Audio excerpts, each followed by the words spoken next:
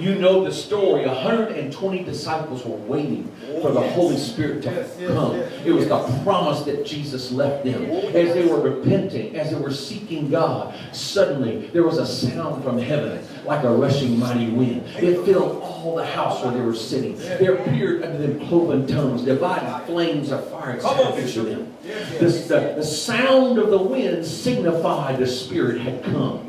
The flames of fire signified it was for each person. But what happened when each person was filled? They began to speak with other tongues as the Spirit gave them others. They began to speak in languages they had never learned miraculously.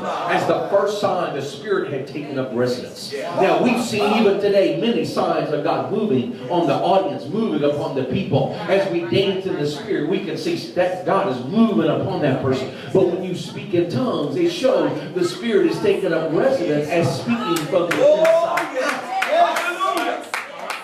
And so the people were beginning to marvel. They said, how are these Galilean country folk able to speak all these languages?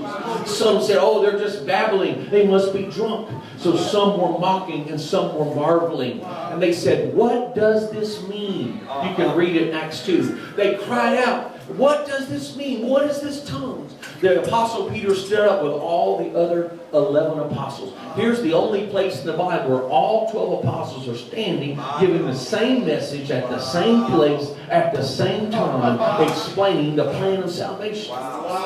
The birthday of the Christian church, the first outpouring of the Holy Spirit. This is a very significant passage. And Peter said, these people are not drunk as you suppose, but this is that which was spoken by the prophet Joel. Now what did he mean when he said this? He was talking about